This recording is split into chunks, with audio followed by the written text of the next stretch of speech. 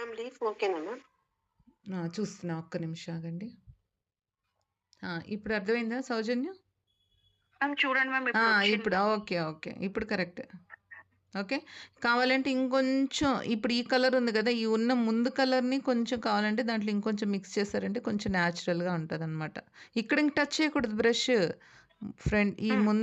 ముందు లైన్‌కి ఎంత పెయింట్ వచ్చిందో ఆ పెయింట్‌ని ముందుకి ఇంకా మెర్జ్ చేసుకోవచ్చు. ఓకే. ఓకే. ఈ ముందు ఆ! First line right. ఆ లైట్ కలర్ ఉంది గదా! అక్కడ. ఆ అలా కలర్‌ని స్ప్రెడ్ చేయాలి అంతే. అంతే.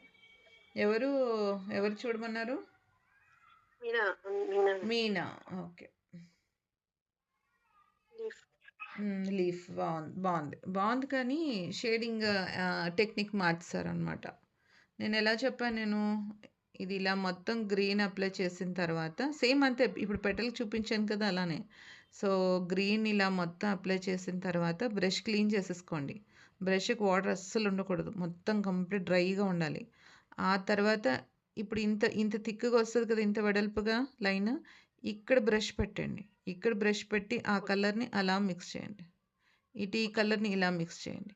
సో, అప్పుడు మీకు okay. White and green mix అయిన కలర్ ఇక్కడ, డార్క్ గ్రీన్ ఇక్కడ. ఓకే. హ్మ్. హ్మ్. ఓకే. Okay ma'am. కానీ ఓకే. హ్మ్. మ్యామ్ నాది చూడండి మ్యామ్. చూస్తా.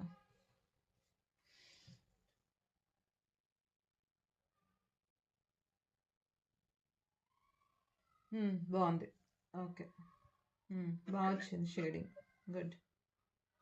Thank you ma'am. హ్మ్.